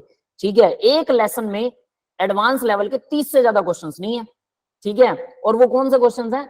केमिस्ट्री के अंदर 4 और 5 9 लेसन है फिजिकल केमिस्ट्री के, जो कि एडवांस लेवल के क्वेश्चंस में तकलीफ देते हैं। 9 लेसन ओनली, बाकी के लेसन थ्योरेटिकल है। तो थ्योरेटिकल लेसन तो लिख लिख के, जैसे ऑर्गेनिक है, लिख लिख के सिर्फ प्रैक्टिस करनी है, उनको सॉल्व नहीं करना, तो वो एक अलग लेवल है। लेकिन 9 लेसन है एंड जो फिजिकल केमिस्ट्री के हैं, जिसमें न्यूमेरिकल, जैसे ये केमिकल काइनेटिक्स, जिसमें न्यूमेरिकल सॉल्व करना पड़ता है। तो उन 9 लेसन के लिए क्या करना है, उन 9 लेसन में हर लेसन में 30 क्वेश्चन है। 30 से ज्यादा एडवांस के क्वेश्चन नहीं है पिछले 10 सालों के और 20 सालों के, 30 से ज्यादा नहीं है। तो 30 क्वेश्चन हर लेसन के सॉल्व कर रहे हो, तो 9 लेसन के 9 या 27, 250, 300 क्वेश्चन भी नहीं बने रोज के हिसाब से। 9 लेसन तो वैसे ही पूरे कर दोगे, रिवाइज भी कर लेना उनको, कभी कभी रिवीजन लेना कि आपने एक एक क्वेश्चन डेली सॉल्व किया है, उसकी एक अलग नोटबुक लगाओ एडवांस की, टॉपिक वाइज। केमिकल काइनेटिक्स आज एक क्वेश्चन सॉल्व कर लिया, अच्छे से आता है डिटेल में, कल जब दूसरा क्वेश्चन सॉल्व करो तो 2 मिनट उसको देख लो कि ये ऐसे सॉल्व हुआ था, फिर दूसरा क्वेश्चन सॉल्व करो, परसों दोनों क्वेश्चंस को देख लो क्योंकि आपने अच्छे से किया होगा, नर्सों तीनों क्वेश्चंस को देख लो, एंड सो ऑन। जब 10 क्वेश्चन पूरे हो जाएं तो 10 क्वेश्चंस को एक साथ इकट्ठा देख के और फिर रैंडमली कोई भी क्वेश्चन उठा के दोबारा करने की कोशिश करो, हो रहा है कि नहीं हो रहा। और मेंस और एनसीईआरटी सॉल्व करते रहोगे तो वो हो जाएगा, डेफिनेटली हो जाएगा, बट चेक योरसेल्फ। और इस तरह से आप, मतलब कितने 300 ही क्वेश्चन बने 9 लेसन के, तो 270 बनते हैं। उसके अलावा बाकी के 750 क्वेश्चन करोगे बेटा, 500 क्वेश्चन और बच गए। 500 क्वेश्चन और, पूरी केमिस्ट्री में 500 क्वेश्चन नहीं मिलेंगे एडवांस लेवल वाले, वैसे वो तो घटिया लेवल, हल्के लेवल के मिलेंगे। तो इन्हीं क्वेश्चन को 2 बार और रिपीट कर सकते हो, यानी 9 के 9 लेसन आपकी मुट्ठी में आ गए। सोचो, 3 बार रिपीट का मतलब 9 के 9 लेसन आपकी मुट्ठी में, और तीनों बार नोटबुक और पेन से होने चाहिए। और क्या चाहते हो, क्वालिटी तो बन गई। एडवांस से ऊपर क्या क्वालिटी लेके जाओगे? बात रही मेंस की तो डबल कर रहे हो आप लोग, मेंस के तो डबल क्वेश्चन कर रहे हो, क्योंकि हर रोज उसके तो 2 कम से कम करने हैं, तो उसके तो डबल हो जाएंगे, उसके तो 750 ही पार चले जाएंगे, 5-6 क्वेश्चन उसके करोगे। एनसीईआरटी को सोल्व करना तो बहुत ही आसान है, वो तो बच्चों का खेल है। शुरू में प्रॉब्लम आएगी, लेकिन बाद में जब मेंस एडवांस आप 3-4 महीने कर लोगे तो एनसीईआरटी तो बच्चों का खेल लगेगा, वो तो खत्म, उसकी तो कहानी ही खत्म।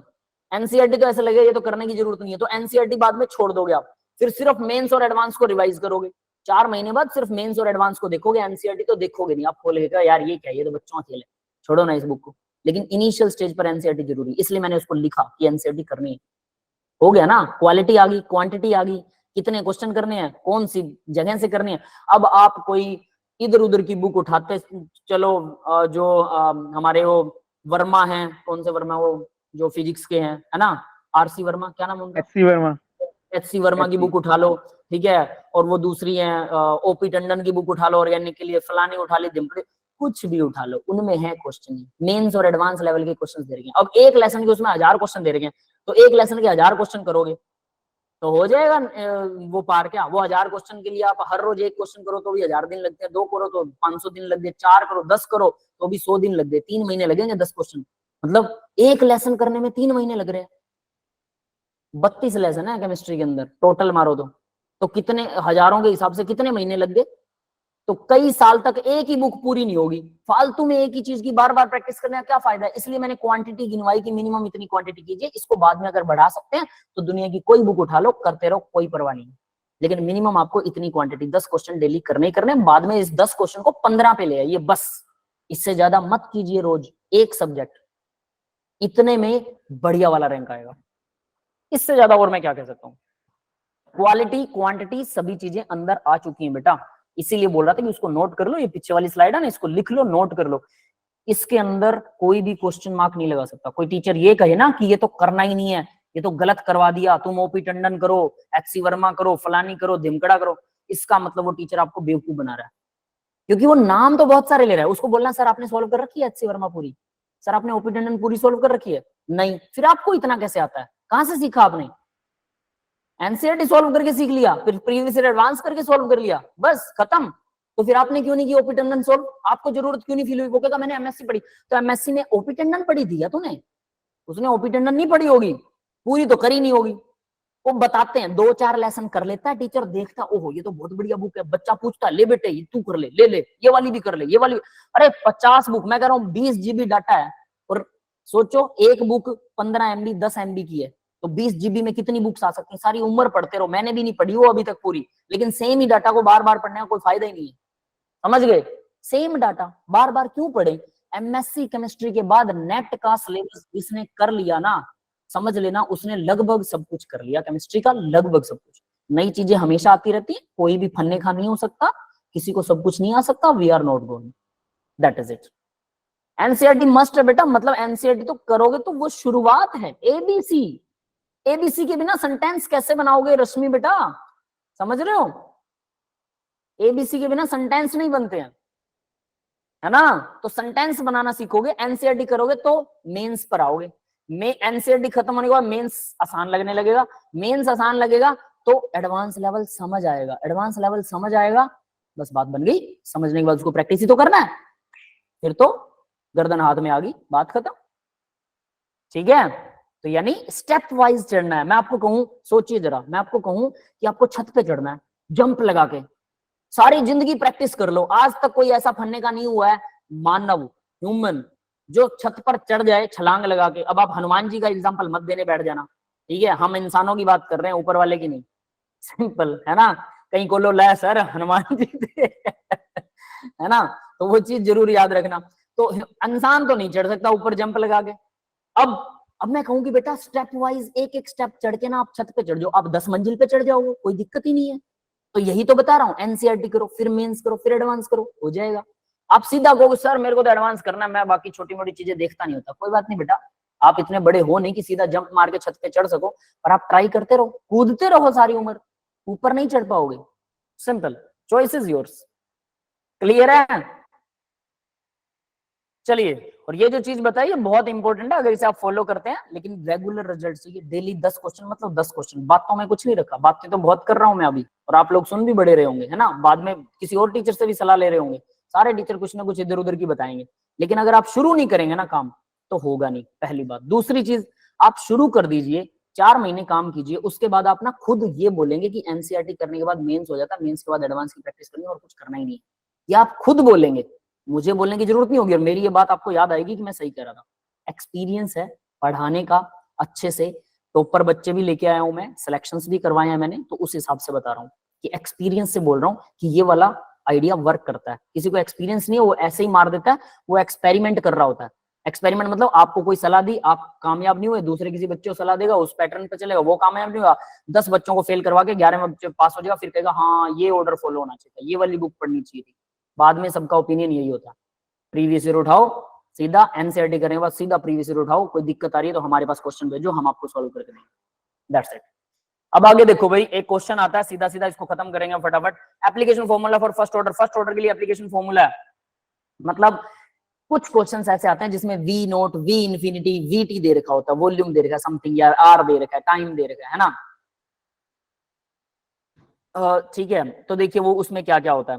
तो अगर आपको, मैंने इसके लिए एक यूनिवर्सल फॉर्मूला बनाया, ये अलग अलग बुक्स में आपको टीचर्स 3-4 फॉर्मूले करवा देंगे, ठीक है? क्या करवाएंगे बता देता हूँ। एक फॉर्मूला करवाएगा V nought by V T वाला, सिर्फ इतना लिखा होगा लोग के आगे, ये 2.303, ये सब कुछ सेम रहेगा, ठीक है?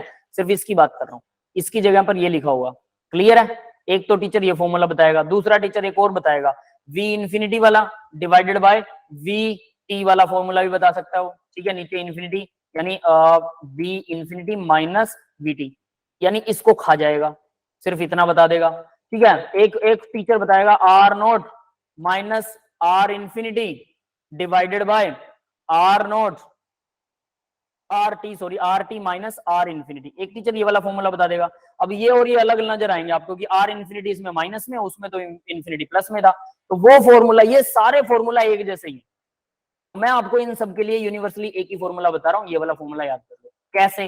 अब आप सोचोगे कि यार ये कैसे हो सकता है कि मैं अगर ये फॉर्मूला बता रहा हूँ, बाकी के टीचर तो 4 फॉर्मूले बता रहे हैं और मैं एक ही बता रहा हूँ। देखो जरा ध्यान देना, वी इन्फिनिटी नहीं दिया हुआ, 0 मान लो। ट्रिक है ये, वी इन्फिनिटी नहीं दिया, 0 मान लो, इसको भी 0, इसको भी 0, माइनस है माइनस कट जाएगा, बात खत्म। तो फॉर्मूला ये बन गया। बन गया क्या नहीं बन गया? क्लियर है? अब वी नोट नहीं दे रखा, इसको 0 मान लो, तो ये वाला फॉर्मूला बन गया। बन गया कि नहीं? यस जो नहीं दे रखा उसको क्वेश्चन में 0 मान लो, बाकी के फॉर्मूले अपने आप बन जाएंगे। That's it. यस, क्लियर है गाइस? यस अरे मेरी सर। स्क्रीन शेयर गायब हो गई क्या? दोबारा करनी पड़ेगी।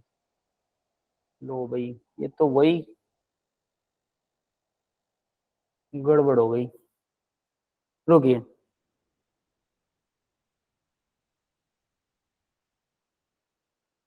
ठीक है, आ गई स्क्रीन फिर से। शायद ये गड़बड़ हो गया था। ठीक है, तो देखिए जरा, तो ये समझ में आ गया होगा। तो स्क्रीन दोबारा शेयर करनी पड़ेगी। यस बेटा, स्क्रीन शेयर हो रही है? Yes sir. Yes sir. ये जो है ओपन बोर्ड ये काम करना बंद कर गया था अचानक से, हैंग हो गया था। चलिए, तो इसमें देखिए ये वाला यूनिवर्सल फॉर्मूला है, सीधा सबके ऊपर लगा सकते हैं, कुछ सोचना ही नहीं है, बात ही खत्म है। अब देखो एक फॉर्मूला जो मैंने बताया कि R nought minus R infinity दिया होगा, यहाँ इन्फिनिटी पहले और नोट बाद में है। ठीक है, माइनस में माइनस प्लस उल्टा हो गया और नीचे होगा आर इन्फिनिटी माइनस में आर टी दिया होगा, यानी ये भी उल्टा कर दिया। अब आपको लगेगा यहाँ तो फंस गए हम, नहीं फंसे। माइनस को कॉमन निकालो, माइनस कॉमन निकालेंगे क्या होगा, ये माइनस का हो जाएगा, ये प्लस का हो गया, तो ये v इन्फिनिटी प्लस है, यहाँ भी ये प्लस है, r नोट माइनस है, v नोट माइनस है, आ गया सेम। इधर से भी माइनस कॉमन निकाल लो तो ये माइनस हो जाएगा, प्लस हो गया। इस माइनस से इस माइनस कट गया, तो ये भी पलट गया, वो भी पलट गया, सेम फॉर्मूला आ गया। समझ गए? Yes yes, sir. क्लियर है बेटा? तो मतलब यही लगाना, आर लगा रखा तो आर लगा दो, वी लगा रखा तो वी लगा दो, फॉर्मूला यही यूज होगा जो दिया है। ठीक है, जो नहीं दिया उसको 0 मान लो, बस ये ट्रिक है, उसको 0 मान लो। 0 होता नहीं है वो, 0 कहीं वी इन्फिनिटी पर वॉल्यूम क्या होगा, वो 0 हो जाएगा क्या, वी डोंट नो, लेकिन हम मान लेते हैं कि नहीं दिया हो तो उसको 0 मान लो, फिर दूसरा फॉर्मूला अपने आप बन जाएगा। एक ही फॉर्मूला से सारे फॉर्मूले एप्लीकेबल हो जाएंगे। क्लियर है? वरना ये बहुत सारे, और ये फर्स्ट ऑर्डर का ही फॉर्मूला है, वही फर्स्ट ऑर्डर का फॉर्मूला जो हम बोलते हैं ना, ए नोट बाय 80, बस लोग ए नोट बाय 80। तो ए नोट की जगह पर इन्होंने ये 4 चीजें दे दी है। कई बार ए नोट सीधे सीधे शब्दों में ए नोट नहीं दिया होता, घुमा फिरा के दिया होता है, तो इसलिए उन्होंने 4 चीजें बना दी उससे, और उससे भी फिर 3-4 फॉर्मूले बना दिए, तो उनकी जरूरत नहीं है, एक ही फॉर्मूले से काम चलेगा। यस गाइस, क्लियर है बेटा सबको? Yes sir. अब शूडो ऑर्डर देखिए, नकली फर्स्ट ऑर्डर, ये होती तो सेकंड ऑर्डर है। सेकंड ऑर्डर क्यों? ए और बी पर यूज हो रही है, बट अगर बी की कंसंट्रेशन एक्सेस में है, जैसे हमने पहले ओसवाल्ड वाला किया था, जरूरत से ज्यादा बी की कंसंट्रेशन है, तो बी हो गया कांस्टेंट, तो ऑर्डर ऑफ रिएक्शन हो गया सिर्फ ए पर डिपेंड करेगा, मतलब ए की पावर 1 पर है। तो यानी सेकंड ऑर्डर रिएक्शन को सूडो फर्स्ट ऑर्डर कहते हैं। कब? जब ए और बी, इन दोनों में से ए और B is in large excess, एक जरूरत से ज्यादा है, तो अगर वो, या फिर कह लो कि ए और बी में से एक कोई सोलवेंट है, मान लो कि बी पानी है, जैसे एक रिएक्शन नीचे दिखा रही है, देखो कार्बोक्सिलिक ये एस्टर है, एस्टर के साथ वाटर की रिएक्शन है, H पॉजिटिव की कंसंट्रेशन में, तो वाटर, ये जो रेट है वाटर पे भी डिपेंड करता है और एस्टर पे भी, बट वाटर जरूरत से ज्यादा होता है, इसलिए इस पे डिपेंडेंसी नहीं रह जाती, सिर्फ एस्टर पे डिपेंडेंसी रह जाती है और कार्बोक्सिलिक एसिड और अल्कोहल बनता है। तो इसीलिए हम बोलते हैं वाटर एक्सेस में है, तो ये फर्स्ट ऑर्डर है, लेकिन हम इसको नकली फर्स्ट ऑर्डर बोलेंगे। यानी अगर कोई सोलवेंट हो या फिर कोई लार्ज एक्सेस में हो, सोलवेंट होगा तो अपने आप ही लार्ज एक्सेस में, इसको बोलते हैं नकली। Pseudo, P silence, pseudo first order reaction. Yes बेटा, समझ में आ गया सबको? ये वही है पीछे वाली कहानी, इसमें आनी जानी कुछ नहीं है। आगे देखो भी, रेडियो एक्टिव डिके, ये भी रेडियो एक्टिव डिके क्या होता है? रेडियो एक्टिव चीजें जो बार बार रेडिएशन निकालती रहती है उनको रेडियो एक्टिव डिकेज बोलते हैं। मतलब ऐसा न्यूक्लियस, ऐसा एटम जिसका न्यूक्लियस अनस्टेबल है, अनस्टेबल न्यूक्लियस वाला एटम, वो रेडियो एक्टिव डिके होता है। स्ट्रेंथ, मतलब ये थोड़ा सा हार्मफुल होता है, X rays, beta rays, gamma rays इसमें से निकलती रहती हैं सारा दिन लगातार कई सालों तक, तो इसको बोलते हैं रेडियो एक्टिव डिके। ये फर्स्ट ऑर्डर रिएक्शन होता है, बात ही खत्म। तो फर्स्ट ऑर्डर का फॉर्मूला आता है, बस बात खत्म। ये लो, अब यहाँ पर हम क्या लिखते थे? ए नोट बाय 80 लिखते थे, ए की जगह पर यहाँ एन आ जाएगा, बस इतना सा फर्क है। ये आ गया radio active decay, same formula, कोई फर्क नहीं। इसमें जो अलग चीज होती है वो ये है एवरेज टाइम। एवरेज टाइम कैसे निकलता है 1/k। अब हाफ टाइम फर्स्ट ऑर्डर के लिए हाफ टाइम क्या होता है भाई, पता है किसी को? 0.693 डिवाइडेड बाय के, के है रेट कांस्टेंट, ये होता है फर्स्ट ऑर्डर के लिए हाफ टाइम। आपको निकालना 1/k, तो क्या करो, ये 1/k है, इस 9.693 को नीचे ले जाओ टी हाफ के, तो ये आ गया टी हाफ के नीचे 693 आ गया। क्लियर है, ये बात समझ में आई? तो 1/k की वैल्यू आ गई। और 1/k क्या होता है, उसको बोलते हैं टाउ। ये जो टाउ लिखा है हरियाणा में बोलते हैं ताऊ, हरियाणा का ताऊ निकालना है तो 1/k होता है। रेट कांस्टेंट का अगर उसके सिर पे 1 बिठा दो तो वो हरियाणा का ताऊ बन जाता है, समझ गए? और हरियाणा का ताऊ यूज होता है रेडियो एक्टिव डीके में, तो ये ताऊ जी है भाई हमारे, सीधी सी बात है, और ये रेडियो एक्टिव डीके को काम करते हैं। तो इस ये क्या होता है एक्चुअल में, तो ये होता है। अब इसको इन्होंने थोड़ा ज्यादा सोल्व कर रखा है। क्या सोल्व किया इसमें, ये ऊपर मल्टीप्लाई में 1 लगा सकते हैं, बिल्कुल 1/0.693 की वैल्यू होती है 1.44। इसको बस ये सोल्व किया, करो तो करो, ना करो तो ना करो, कोई परवाह नहीं है। यानी इन्होंने इसको 1.44 इंटू टी हाफ लिख दिया।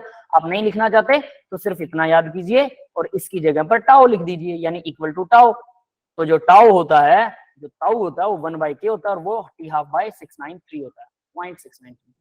That's it. Yes guys, clear है बेटा सबको? Yes, that's all for the today's lecture guys. तो इतना ही था आज के लेक्चर के अंदर, ठीक है। इसके अलावा मैंने कुछ क्वेश्चंस भी सोल्व करवा रखे हैं, एक क्लास लगाई हुई है जिसके अंदर सिर्फ एडवांस लेवल के क्वेश्चन सोल्व करवा रखे हैं।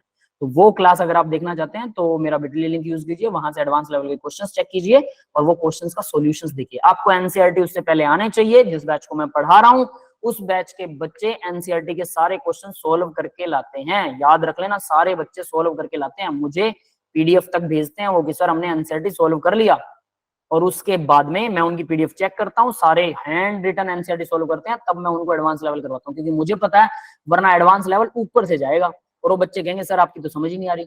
जब तक एनसीईआरटी नहीं करोगे तब तक एडवांस लेवल समझ में नहीं आएगा। तो उन बच्चों को मैंने एडवांस लेवल का एक लेक्चर दिया था, आपको वो बिटली लिंक में मिल जाएगा। केमिकल काइनेटिक में लिखा हुआ है previous year advance question only, ठीक है। 7-8 क्वेश्चन करवा रखे हैं, आप करना चाहते हैं तो कर लीजिए, लेकिन पहले यहां तक करने के बाद पहले क्या करना है, एनसीईआरटी सोल्व करना है। इसके बाद एक और लेक्चर है, फिर हमारा केमिकल काइनेटिक खत्म हो जाएगा। एनसीईआरटी अभी से सोल्व करना शुरू कर दो, 10-20 क्वेश्चंस पूरे हफ्ते तक। क्लियर है भाई? That's all for the today's lecture. मैं अभी रिकॉर्डिंग ऑफ कर रहा हूं, अगर आप लोगों को डाउट पूछने तो आप डाउट पूछ सकते हैं।